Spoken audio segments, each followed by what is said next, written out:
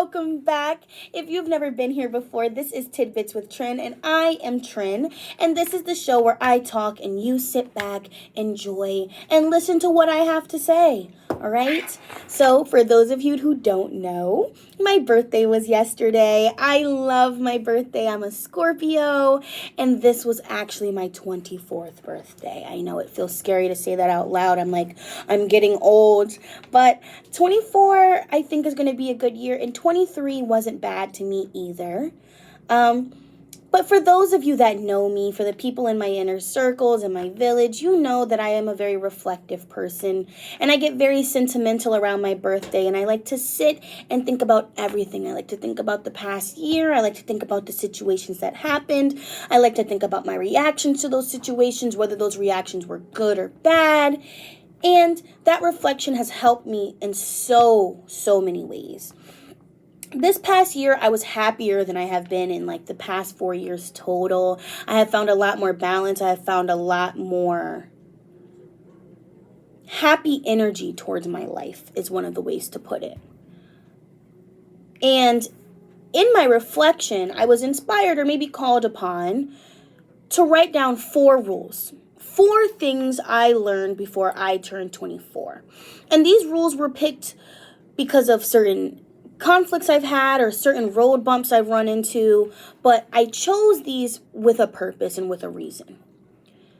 To jump right into it, my first rule is that happiness is a mindset. And I know some people out there may be saying, Trinity, happiness is an emotion. Trinity, happiness is a hormone. But I really have genuinely realized that happiness is a state of mind. In my reflective time, I found myself realizing that my internal narrative, can be so negative.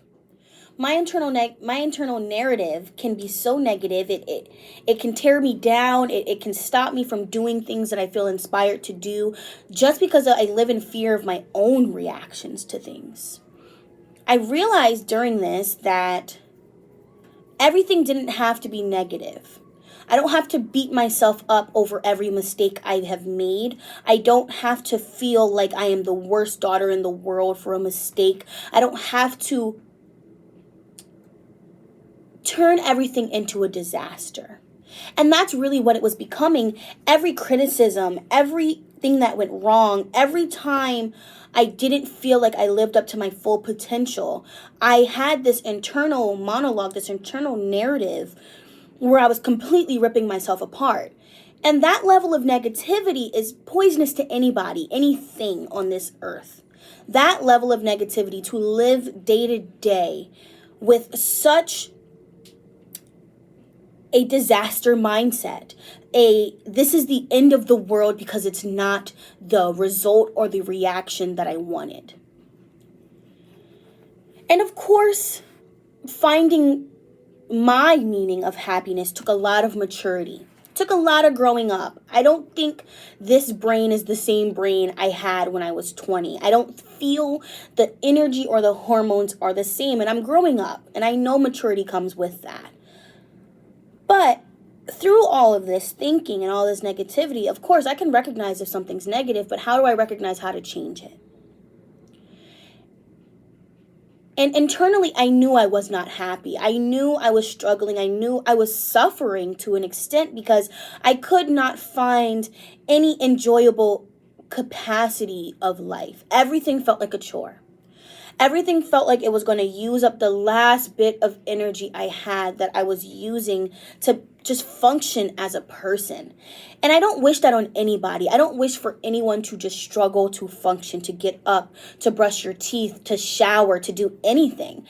The human experience should come naturally to us because we're humans. But the fact that negativity and depression and just anything the opposite of wellness just really tears you down. And finding that happiness was a mindset was realizing that I was looking for happiness in material things.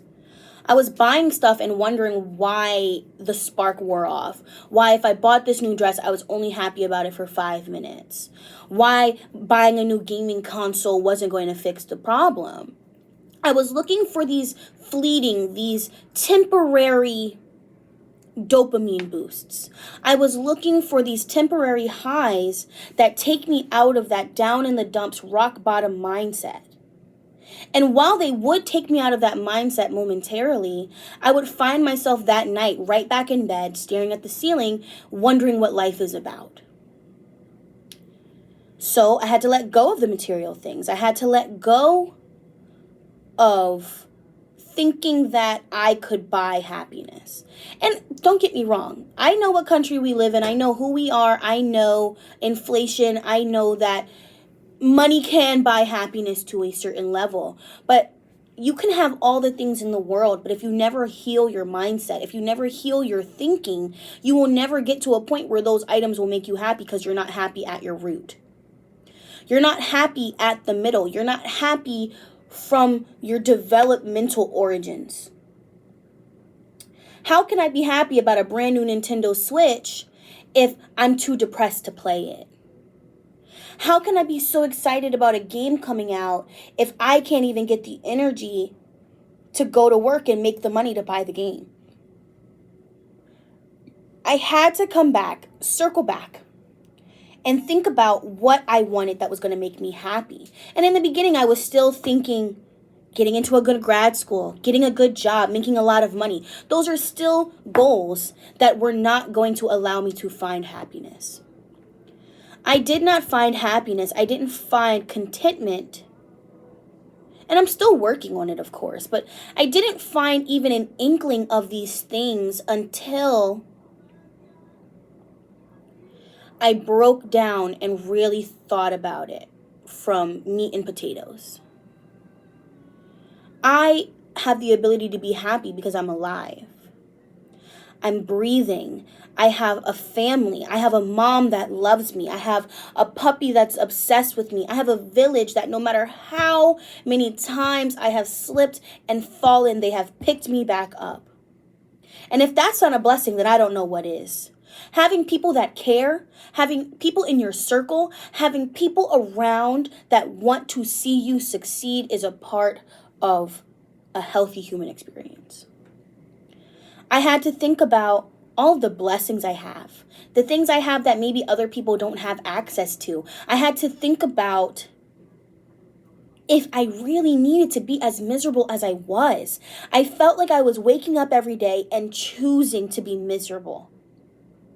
Feeling like the world was against me and I was a victim. And it wasn't until I shed the victim mentality, until I shed the mentality that everything was happening to me, that I started to experience things.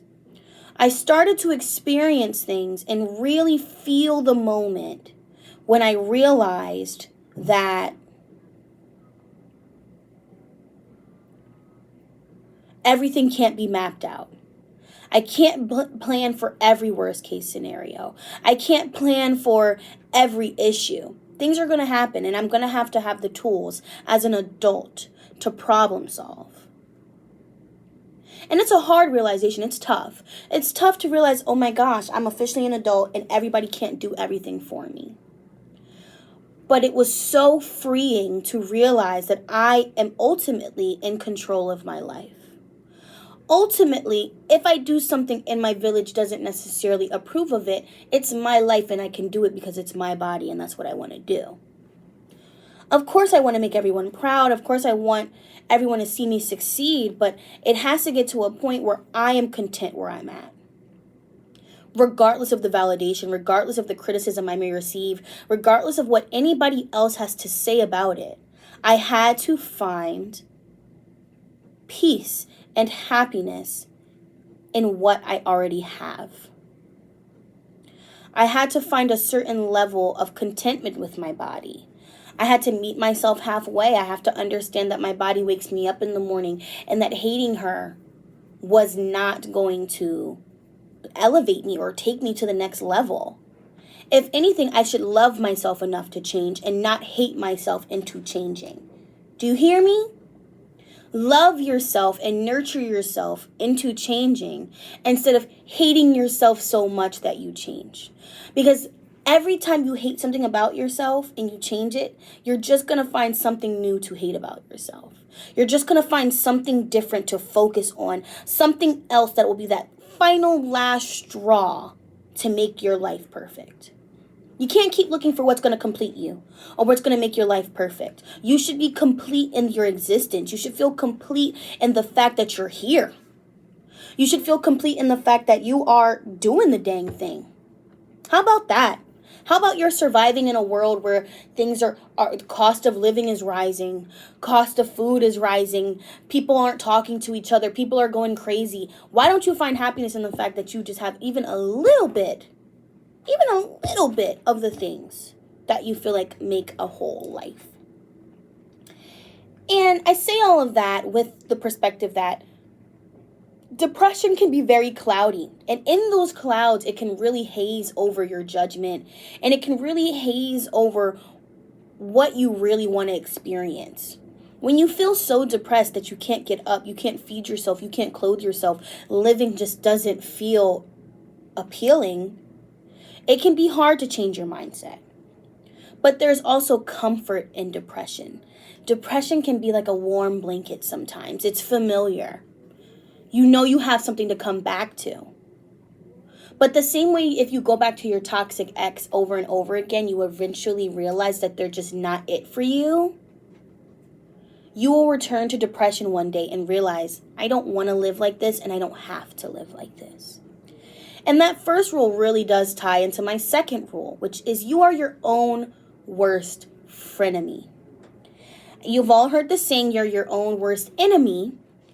And I realized I am my own enemy, but to a certain extent. And I keep saying that, but it is very important to realize a lot of this can be taken with a grain of salt. And a lot of it can just be adapted into a healthy mindset and lifestyle. But you are your own worst frenemy. While I realized that I was being extremely hard on myself, while I realized that maybe I was pushing myself to limits that I could not quite reach, I also realized that I have a lot of negative traits. And not negative in a way that I hate them or I can't survive because I have these traits, but I realized that you have to push yourself to a certain level. You shouldn't be beating yourself up over everything, but you still have to push yourself. There's times I wake up for my 9 a.m. class and I do not want to go to my 9 a.m. I'm in bed, I'm putzing around, I'm taking my time getting ready, but there's still a part of me that's like, you paid for this, you have to do it, you need to push yourself, and you need to go. And then I go to class and it's not even as bad as I was anticipating. It's not even as scary as I thought it was going to be. So I say this to say I was my enemy in the idea that everything I did had a negative thought attached to it. And I'm talking about everything. The way I walk, the way I talk, the way I eat was a criticized thing for myself. I told you, I am extremely self-aware. And where a lot of people lack self-awareness, and self-awareness will better their experience, self-awareness for me has created a shell that I show people, or a mask that I show people first, so that I can know that they're going to treat the internal soft parts with care.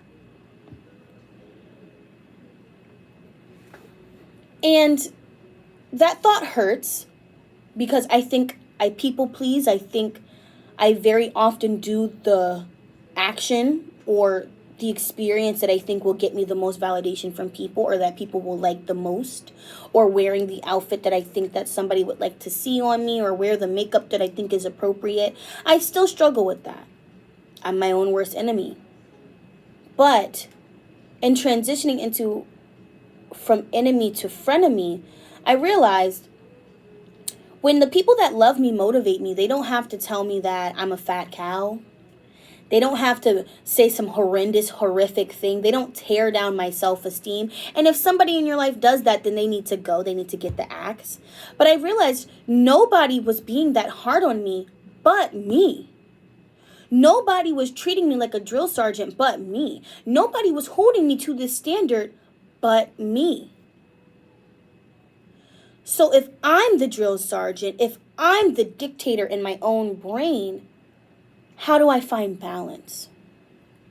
Because I can't just live life off the wall and do things whether I think they're the right decision or not. But there's a certain level of gentle encouragement, of tough love that you can give yourself that will provide you with the ability, provide you with the reflective abilities to be your own worst frenemy. An overly friendly thing doesn't help anybody. It doesn't help mentality. Being overly friendly doesn't help with friends. If you don't tell your friends they're wrong, they're going to go out into the world wrong and they're going to have no idea. So I should be correcting myself. I should be looking at myself as a beacon for change. I should be looking at myself as somebody who's going to grow and be different. But I also need to be gentle. This is my first time living life. This is your first time living life. This is, YOLO. You only live once. So you can't hold yourself accountable. You can't put yourself in a position where you should know everything, because why would you know everything if you've never been here before? If you've never filed your taxes before, how can I expect you to know how to do that? If you've never heard music outside of what you're used to, how can I expect you to like it? If I take you out of your comfort zone, how can I expect you to be comfortable? I had to find peace in the experience. I had to make myself an ally. And in my experience, a good ally will give you criticisms, but that criticism doesn't have to come from a place of hatred. You have to love yourself enough to be there for you. No one else is going to be there for you the way you are. Only you can hear your thoughts in their true form. Only you can know your true feelings. Only you can know what really hurt you. So that makes you the best candidate to be there for yourself. Instead of looking to others to care for you, you have to care for yourself. And frenemy is a loose term. I'm not saying that you need to be even an enemy to yourself in any capacity. But within my own right, within my own mentality, within my own mindset, and in my own healing journey, I've realized that me and myself have become frenemies. I recognize there's issues. I recognize that there's things going on. But whereas in the beginning of this journey, I used to inspect my brain like it was a specimen in a lab. I used to look at myself from all angles. I used to view myself from all perspectives in an effort to change every flaw. And every time I patched over a crack, every time I painted over a dent, every time I just felt like I made any progress, I found something else to be upset about. I would lose the weight but hate my skin. I'd work on my abs and hate my butt. It can't be a toss-up of what is going to be there and what is going to be the catalyst for you to like yourself. There shouldn't be an ultimatum for you to like yourself. You should not have to find things to fix about yourself. And as a person that has a lot of people that love me, and as a person, that has a lot of things I'm working on loving about myself, I think the best thing and the thing you need the most is to be a friend to yourself. Give yourself the ability and the option to choose happiness, like we talked about in the first rule. Change your mindset, My third rule, it sounds funny, it really does sound funny, is get over yourself. Laugh at yourself. Be understanding to yourself. Treat yourself like a newborn babe. Okay? There is an Adele song, and she says, I hope I learn to get over myself. Stop trying to be somebody else. And that speaks to me. It speaks volumes to me because that's all I wanted for 20 years. All I wanted was to be somebody else. I wanted different hair. I wanted a different face. I wanted a different body. I wanted smaller feet. I wanted smaller boobs. I wanted to be a completely different person. I was in high school dreaming of a BBL. And in hindsight, I have so many people that love me. I have so many things that people notice about me that I just can't help but not notice in myself. I've had people stop me and tell me my voice fills a room. I've had people tell me I am worthy. So when I can objectively see that there's a lot of people that care about me, there's a lot of people that love me and want to see me succeed, what is stopping me from loving myself? And when I say get over yourself, I mean get over yourself. You have to find a level ground. You have to find an even playing field with yourself where you level with yourself and you understand when you know better, you do better. But if you never knew, how are you supposed to do better? Within that same quote, you know better, you do better. If you never make a mistake, how will you ever learn? How will you find it in yourself to forgive yourself for making a mistake unless you learn from that mistake? It was a mistake to me to hate myself for so long. It was a mistake to me to give my love to certain people. It was a mistake to me to spend so long hiding who I truly was because I wanted people to like me, and they liked me the entire time. So I had to get to a point where I separate the person from the experience. I separate myself from the flaws. I had to look at myself like I was somebody else. Would I go up to someone else and tell them their tummy looks disgusting? Would I go up to somebody else and tell them that their music taste is weird? Would I bully someone else as someone who has been bullied? And I know I wouldn't. I know deep down I would never want anyone else to feel the loathing I felt towards myself for so long. Guys, I felt so bad about myself for that long that when I started to not feel that way anymore, it felt unfamiliar. It felt uncomfortable to love myself because I was so used to hating myself. That's a word. Let's say it again. It was uncomfortable for me to love myself because I spent so long hating myself. I mentioned earlier that depression can be comfortable. Depression can be like a heated blanket when you don't know what else to do. You default to depression.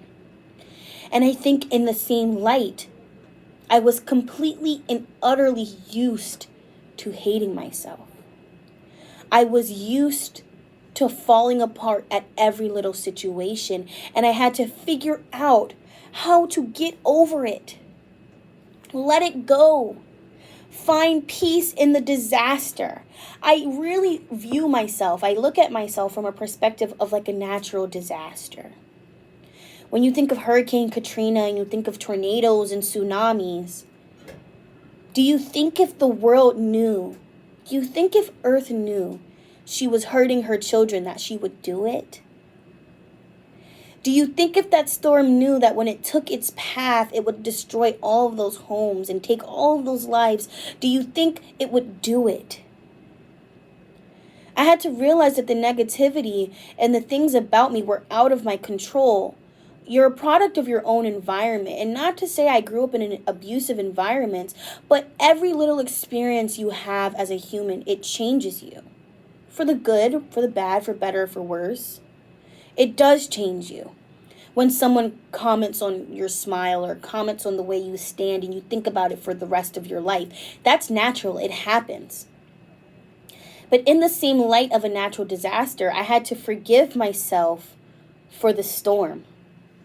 I had to forgive myself for the things that were destroyed in my own disaster. Things fall apart. And you pick up the pieces, you put them back together, you add glue, and you keep going. But in the moment, it feels so defeated. When you're dealing with a defeated mentality, when you're dealing with a psyche that is just wired to just eat at you, you have to find a way to get over yourself. You have to find a way to trip and laugh about it. If you laugh at yourself, no one can ever laugh at you. They're always laughing with you if you're always laughing. I needed to find a way to be okay with who I was. I needed to find a way to be okay that was a person that not maybe everyone would like. And when I was growing up, when I was younger, I had this bubbly personality. I was very naturally excited. I still get that way with the right people. But figuratively, people beat that out of me. Verbally, they took away from me something that I wish I had never let them take from me, which was being happy regardless of how other people felt about my happiness. You weren't created to live your life based off of what other people think of you. You were not made, your parents did not have you, nobody raised you to live based off of what other people are going to react to. Look at musical artists, look at actors, look at everyone. They put themselves out there with content that people may hate. People may be disgusted by the song you wrote, and you may think it's the best song of your career. Criticism is a part of life. Haters are a part of life. People aren't going to like everything you do. They're not going to like everything they hear from you. So you have to get over yourself. You have to get over the mentality of the fear of what people are going to say to you. You have to get over it in order to produce it. Nobody would ever create art if they all fed into the fear that people would hate it.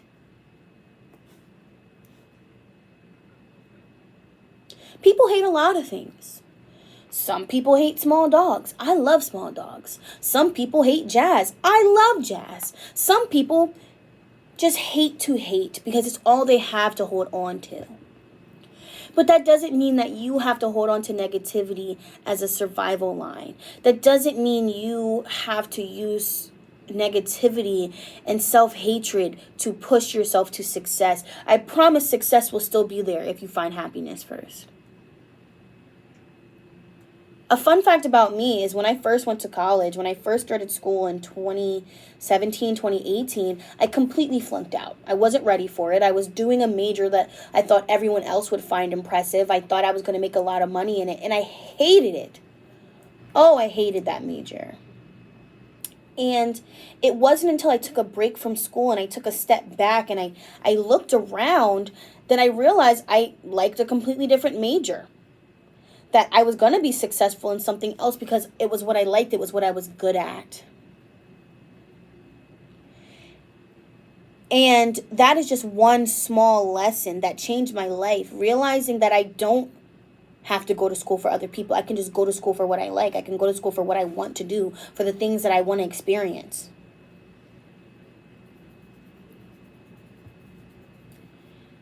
It's scary. The world is scary. Putting yourself out there is scary. Seeing new perspectives is scary. But I think what's really scary is a life where you never change. Is a life where you never grow. Right now, inside of your body, your cells are working hard to recycle and change and break down and rebuild and make you stronger, make you breathe. Your heart is going right now. All to change you. In a few years, all of your skin cells will be different. You'll have new hair follicles. All of that will be different. So if at a molecular level, at an internal level, at a certain base rate, you know you're changing, why would you want to avoid the growing pains of growing as a human? And this once again ties into my last rule. My last rule for anybody, no matter your age, no matter who you are, where you live, is to find time to make peace. Not specifically make peace with others, not specifically make peace with anything in particular, to create peace for yourself. To find time to recede into a safe place, into an environment, whether that's in your room listening to music, whether that's in the car with your brothers and sisters, whether that's listening to YouTube videos, listening to podcasts. You need to take a moment of every day that is just for you. We live in a society where selfishness is frowned upon, where looking out for yourself is frowned upon, where doing something at the opposition of somebody else is an issue. Especially in this day and age, we live in a situation where a lot of people specifically want you to have everyone else's best interest at heart. But if you have everyone else's best interest at heart, who's looking out for you? I have been in plenty of situations where I prioritize somebody else, where I put their needs first, what they desired first. And then I never had time for the things that I desired and the things that I wanted. So I had to prioritize. I had to level with myself and decide if going to that birthday party is as important to me as making my peace. If I know I don't like going out, if I know I don't like doing something, why should I do it just because it's going to make everybody else happy? Why should I only do the things that benefit others? And I promise you, if you're doing that, you need to be checking that people are doing that for you. Maybe they don't want to go to pottery class, but they're going just because you're there. You need a fair share of sacrifices. Sometimes you have to do things you don't want to do, but you should not constantly be checking for other people and their reactions to what you do. You need, as an adult, even if it's 5 minutes, even if it's after work, even if it's in the car, even if it's at night, you need to just take some time that is just, I'm here, I'm having a good time, I'm having a hard time, here are the facts, here's how I feel about it, and this is what's going to make me feel better.